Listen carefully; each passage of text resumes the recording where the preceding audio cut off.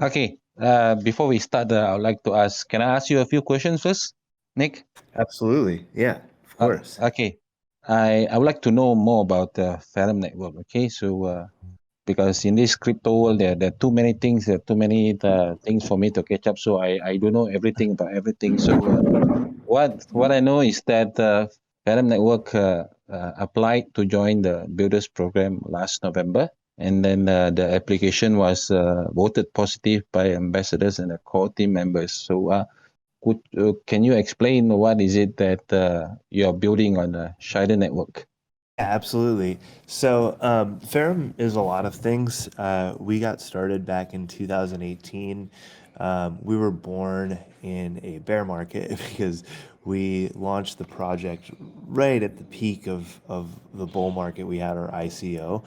And so we had to get creative very quickly and determine how we were going to survive, the crypto winter back in 2018. Product that we created was out of necessity for ourselves. It was before DeFi was even a word. We created our staking as a service solutions, which at the time was just a simple staking contract for ourselves. And this allowed us to give our community a way to lock up their tokens and earn some APR on their locked principal.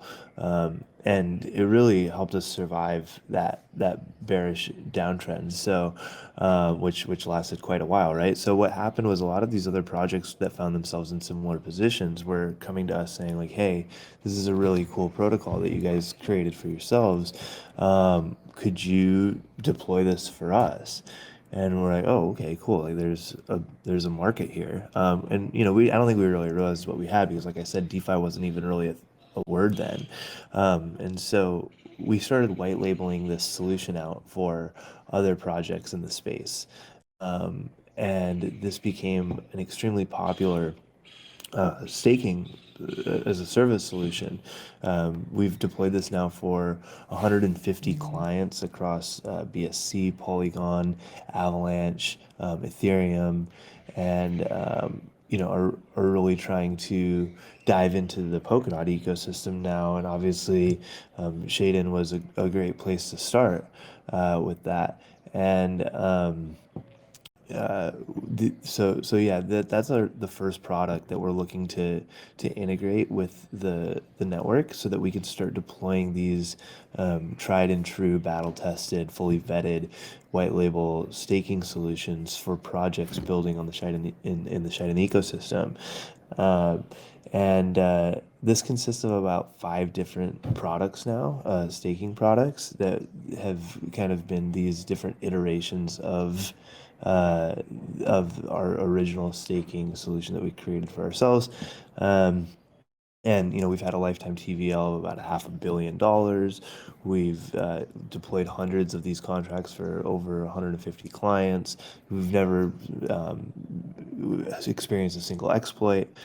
So that's our staking solutions that we're super psyched to bring to you guys. But then on top of that, we're integrating the product that I'm most excited about, which is called Infinity Swap. Infinity Swap is a smart routing multi-chain aggregator that is going to be solving the problem of fragmented liquidity across different networks and dexes by fractionalizing transactions towards like optimal arbitrage opportunities to solve the problem of that fragmented liquidity issue. In simpler terms, it's a cross-chain swapping protocol.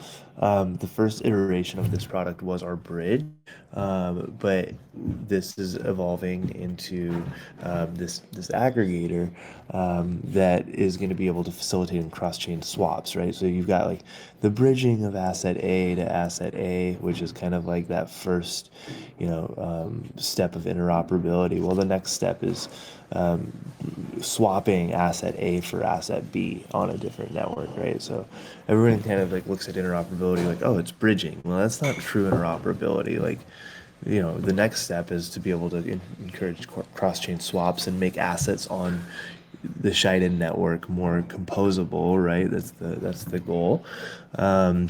and to bring TVL to different dexes and ultimately the network. Um, and so those are the two products. I can dive a bit more into either of them if you'd like, but those are the products that we're going to be integrating with the network. And then on top of that, we have an incubator. We've incubated dozens of projects, and we're really looking to start bringing more projects to Shiden. And until now, we haven't really had a direct contact with anyone over at the network. So knowing Martin now and you and some of the other folks at the company and Soda, we want to be able to start bringing more projects that we incubate through Ferrum Advisory Services to Shiden as well, because we think it's such a promising network. Okay, thanks, Nick. Yeah, I heard you mention about the bridge. So how is that different than the existing bridge that we're using now, like AnySwap or Seller Bridge? Yeah, no, it's a great question, and it's really the reason that we developed this product. So, most bridges are using what's called a lock and mint or a burn and mint style type of bridge. It's a mechanism that's inherent in pretty much every interoperability protocol on the market right now. And what that does is, it allows the end user to uh, deposit a certain amount of tokens that are then going to be either locked or burned. And then what's happening on the destination chain is an equivalent amount of tokens are being minted on the destination chain.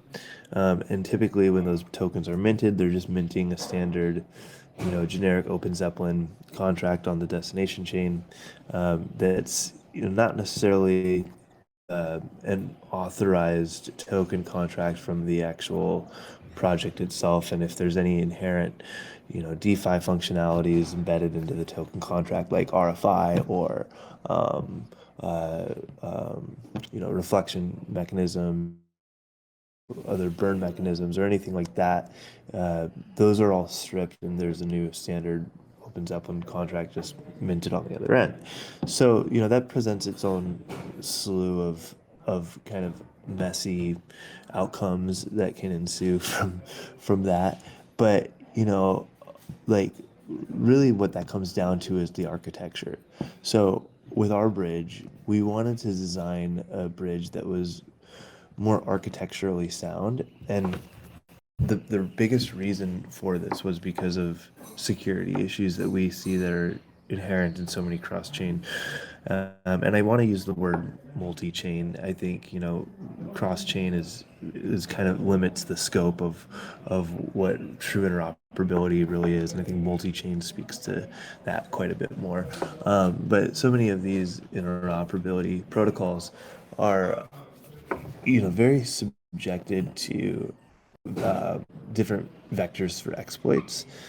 And that comes down to this burn and mint or lock and mint functionality within these bridges. So what's happening is these bridges are really giving interactive control to the token contract over a lot of these bridges, and we're seeing hacks of hundreds of millions of dollars at a time, and it's happened multiple times to some of the same projects. And at some point we got to ask ourselves, like, when is that going to be? When are we going to stop like accepting that?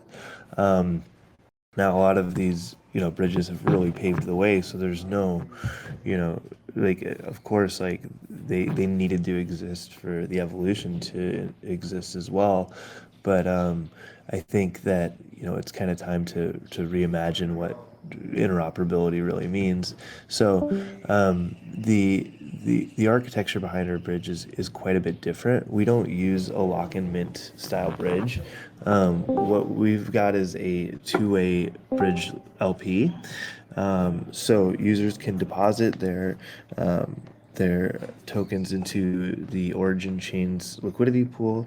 There's a series of oracles that are relaying between the origin and destination chain, and then it allows that those that the equivalent amount of tokens to be released from liquidity pool on the destination chain.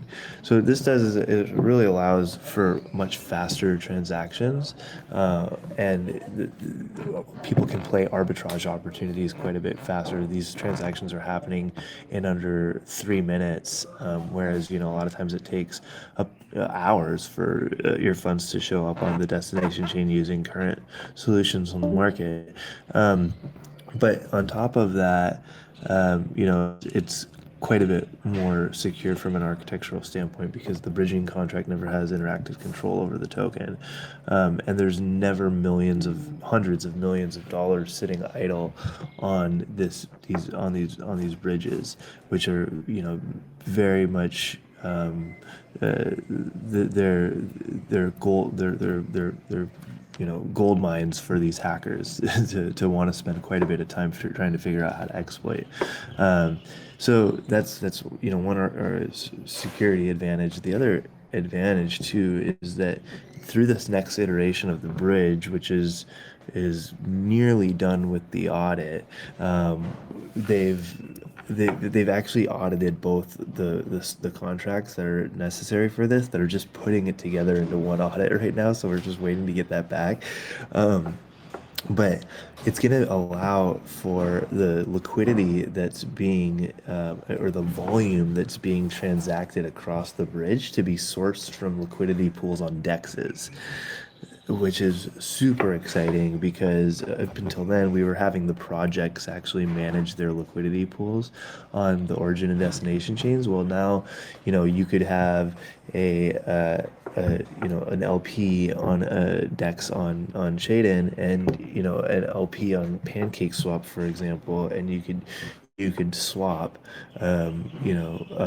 Shaden on Shaden, or BNB on BSC for SDN on Shaden, which is next level, and um, and you're not putting any of that risk to the actual project, or that risk is going back to the dexes, which if we're integrating with the APIs of secure dexes, then that removes another layer of centralization. Um, so those are some of the main differences, and I could probably keep going for a long time about the differences with our bridge, but those are the ones that are most exciting to me. Yeah, that part of swapping from Pancake to swapping an asset on BSC on Pancake Swap to a Shiden asset on a Shiden DEX is a very interesting thing to me. Yeah. So Yeah, yeah, us too. when do you think this kind of this type of product will be available in the market? Yeah, so we are the bridge itself is already available. Uh-huh. And the like I said, the audit for this V 1.2 is what we're calling it internally. That's what the audit is for, is V 1.2 Infinity Swap, which is this, cross-chain aggregator. And so that product, I mean, as soon as the audit is complete, the we've been working on the front end and the UX in parallel. So like, um, we should just have maybe a few more tweaks to put on the front end, and then we're pretty much ready to go to market with it. Um, so, yeah, I mean, I don't want to give a timeline on it, but I mean, we're really, because timelines in crypto are so people have such a hard time actually meeting deadlines, and so I hate giving actual dates, and it's probably something I'd really want to actually talk to the uh, the dev team about to make sure. But I know that I see so much action happening in that channel on Slack in our internal team threads, and I see so much action happening with the audit, and there's always back and forth going with the auditing firms who are auditing this contract, and they're pretty much done with it. So I'm hoping it's like really really soon, but I don't want to. Now the integration could be done before the integration with Shiden could be done before the product goes live, or the product could go live and we could work on the integration. I'm not sure what the order is going to be for that either, but it's all going to depend on when we go live with the product. But regardless, we don't have to be live with the product for the integration to be complete with Shiden. Okay, thank you. That is a very nice product from Ferrum Network. And I also like to ask about the staking service that you provide. Can you get into more details on that? Yeah, absolutely. So we have about five different staking products right now. These are very flexible and customizable staking contracts. So they allow for the product who's deploying the contract to choose the APY that they want to, you know, uh, give to the end users who are locking up their tokens. They allow for them to choose how long they want the pool to be open for. They allow them to choose like so maturity dates, like so when the pool matures, when the pool when folks are able to withdraw their tokens early, so it's called an early withdrawal date. And then there's two different APYs, right? There's the APY at maturity, and then there's the APY at the early withdrawal date. Now, these contracts are, you know, really good for locking up tokens, and there's about five different products, like I mentioned. So we've got traditional staking, which allows you to just stake asset A and earn asset A in rewards. There's VIP staking, which is very similar to traditional, except we're able to whitelist addresses. So, like, let's say a project wants to whitelist addresses of their users who hold a certain NFT, or they want to whitelist the addresses of their users who purchased the most amount of their token within a given period of time. Or they want to whitelist addresses for folks that own the most amount of their token in general. So you can do these like VIP staking pools, which can have higher APYs if you've got a traditional staking pool opened as well. Then we've also got what's called LP staking, which is basically locking liquidity, right? So this instead of having liquidity that people are kind of playing these arbitrage opportunities with different APYs and across different networks or whatever, and they're playing on different dexes trying to figure out these different farming opportunities, then they can lock these LP tokens actually, which is really cool. This is called our LP staking product, and a lot of projects, early stage projects, like to use this to help them bootstrap liquidity and to help lock liquidity so that it's not just people coming in and out of the farm. Then we've also got NFT staking, which allows users to stake an asset and earn NFTs as APY, which is really cool because it doesn't mean that you have to like give out more of your token in terms of APY. You can use other assets that don't add emissions to your already existing emissions. And then we've got multi-asset staking, which allows you to stake one asset and earn rewards in a different asset. So those are the different staking products. All these are white labeled. They're all fully customizable depending on what the project sees fit. And we can deploy multiple pools for different for different projects.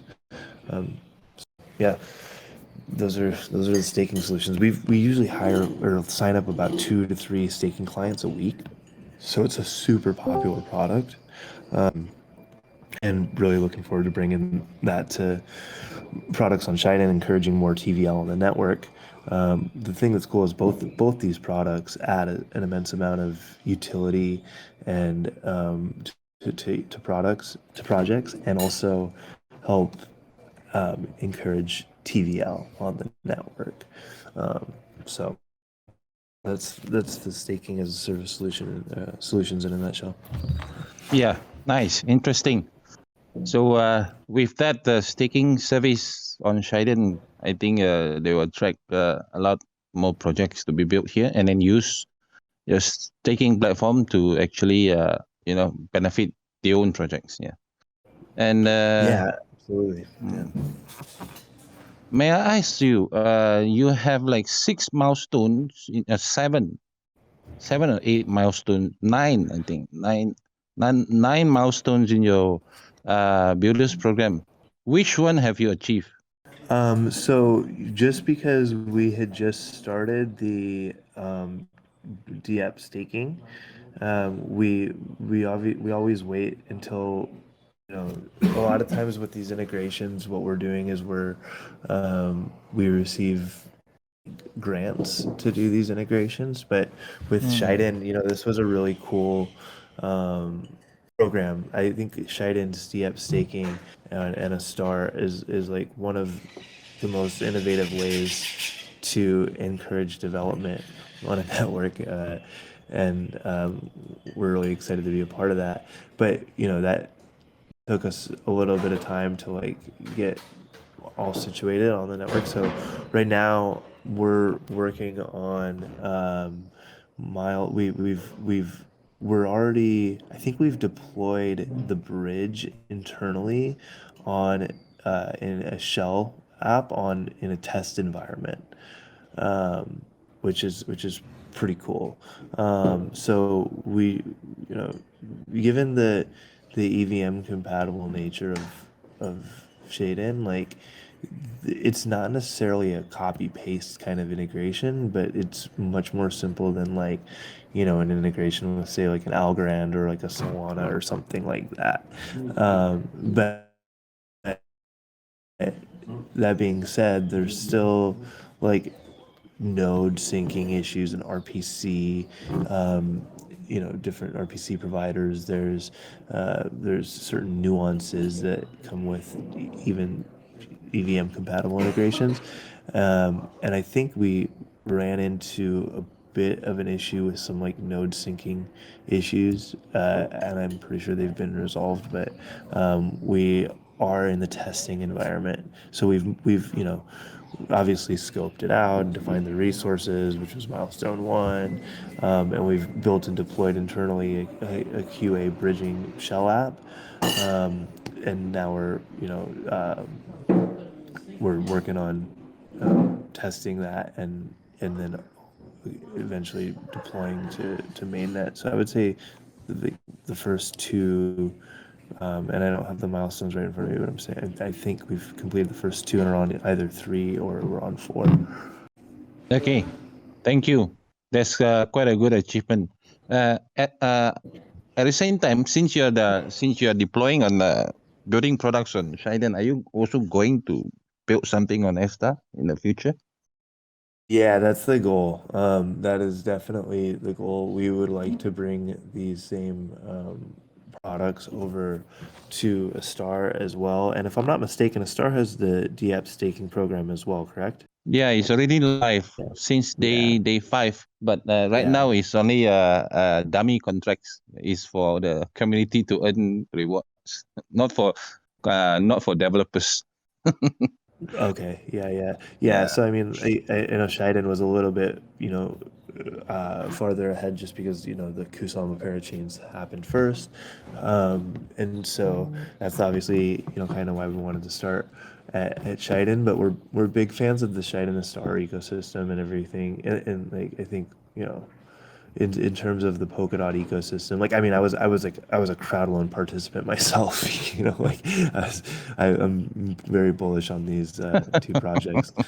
So, Yeah. so yeah, that I mean, and we are actually looking to build our mainnet on Polkadot as well, which isn't like a smart contract platform in which like people go and build dApps on. It's an interoperability protocol that we're calling interoperability 2.0, which is going to allow networks to bridge information and arbitrary data across networks without just, interoperability 1.0 is like what we were talking about, just like being able to bridge assets and value and being able to, or swap assets across different networks. But that's just like the tip of the iceberg. Like true interoperability is really when you can deploy a smart contract on a network and have it be recognized on other networks. And that's really when I think we're going to start to see a lot more cohesiveness in this multi-chain world, and that's what we're building, and we're going to be doing a parachain run as well, and that's the end goal with what we're trying to achieve with Shiden the Star 2 and the rest of the Polkadot ecosystem, is to be able to integrate, these networks with our mainnet, which is going to allow for a smart contract to be deployed once on a certain network and once on a certain network and deployed across all networks. And there's this engine that's going to be powering that called the Quantum Portal and all this really cool stuff that we're releasing a white paper about. I think this week the white paper is coming out. So that's where a lot of our energy is being focused right now. And these products that are our bread and butter were stepping stones for us to get to this point. But it's something like it's not like we're gonna create a smart contract platform on Polkadot and like compete with all these other smart contract platforms. It's like the exact opposite. We're like creating a mainnet that's gonna connect things quite a bit more from a messaging and arbitrary information and data standpoint. So that was a bit of a tangent, but that's the goal is to connect Shiden and Astar with not only our products but eventually our mainnet. Yeah. So just now we were talking about swapping asset on BSC and Shiden between BSC and Shiden, but those are both EVM, yeah. But now since Shiden and Astar is going to have EVM and WebAssembly, how do you think your product can fit into that? Different. It's not only multi-chain, multi-chain, cross-chain, but then it's a multi-virtual machine environment. Do you think is it Yeah. something that you can handle? Yeah. Yeah, because of the fact that we're not using this multi-chain, or I'm sorry, burn and mint or lock and mint style mechanism, then the legwork of the dev work that's required to carry this out isn't nearly as heavy as what it would mean for some of the current solutions to integrate non-EVM compatible networks. So what I mean by that is like basically the the main thing that we need to figure out how to do, which is what we're doing with Algorand right now, and with Casper Network and with Pocket Network. We're integrating those three non-EVM compatible networks with our bridge, and the progress is go. And these were, grants that we received from these three projects a while ago. So the progress is pretty.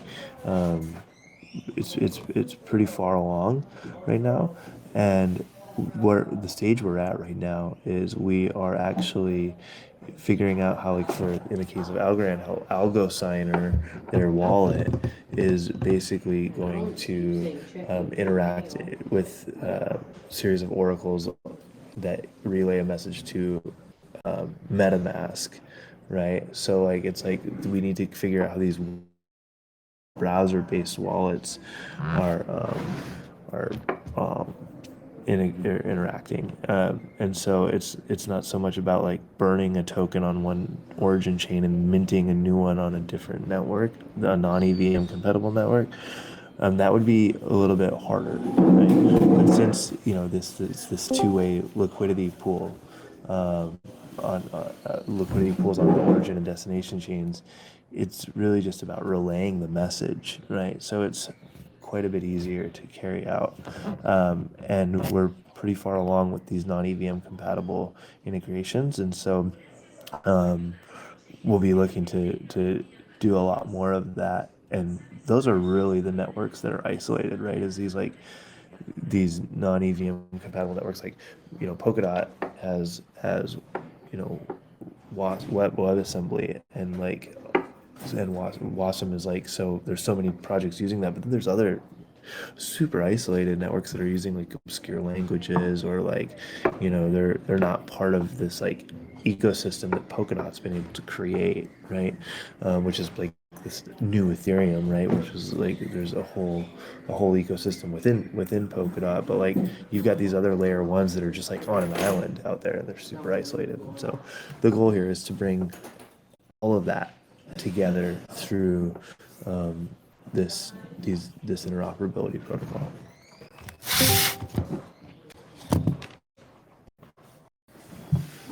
Yeah, thanks.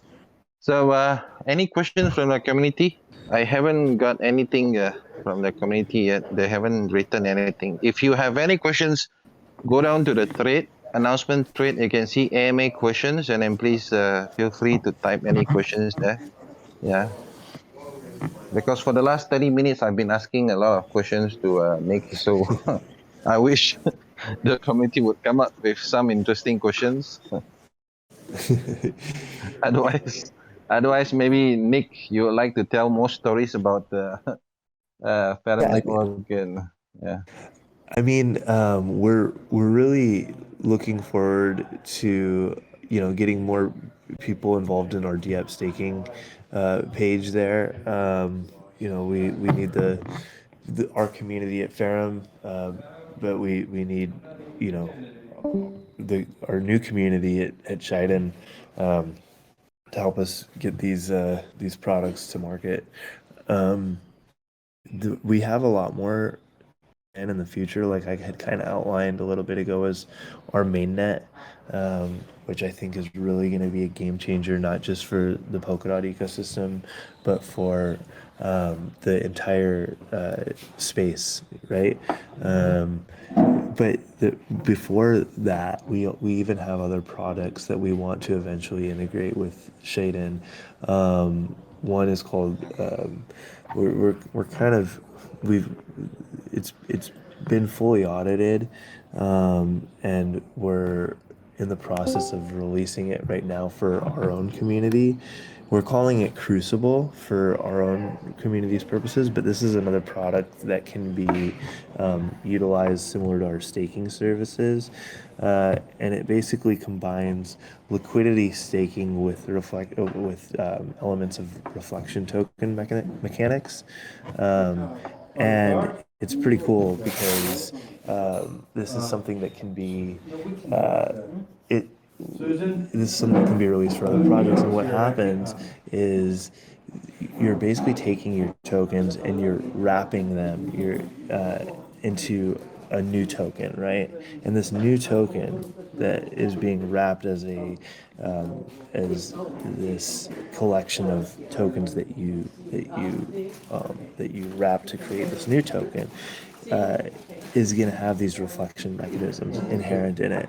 So anytime you trade or transact or send or sell this token, a portion of the fees are going to be sent back to the people who are providing liquidity, the LP providers, and a portion of those fees are going to be burned.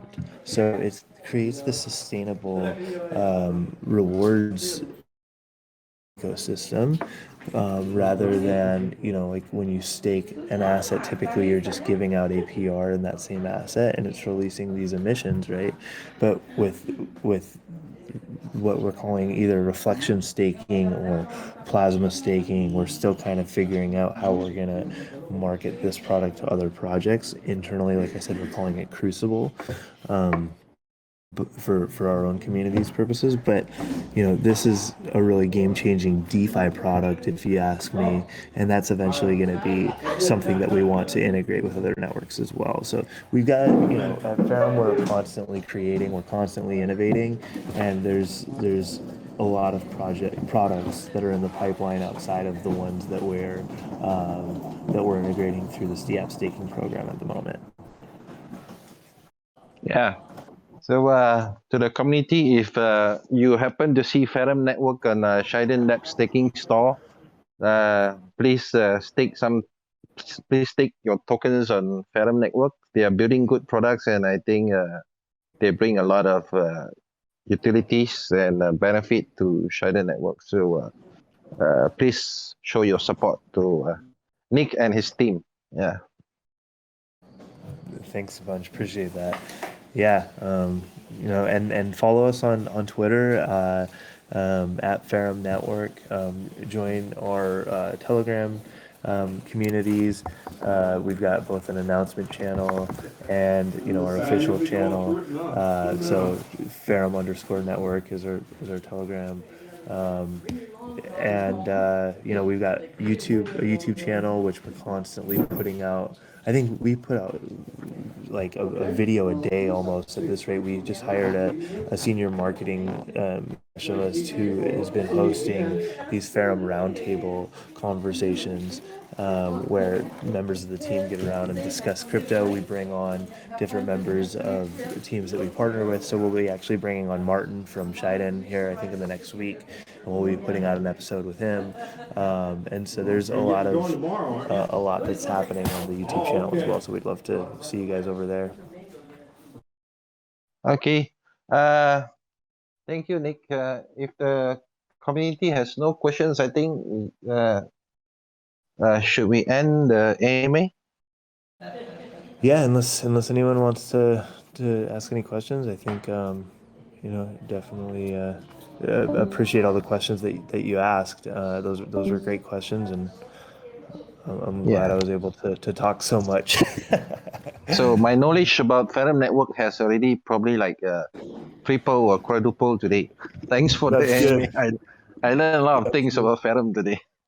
That's awesome, man. Well, I'm glad that's the point. So, thanks everybody for joining too. And thank you. Hopefully we see y'all in our community. Okay, bye. Take care. Thanks.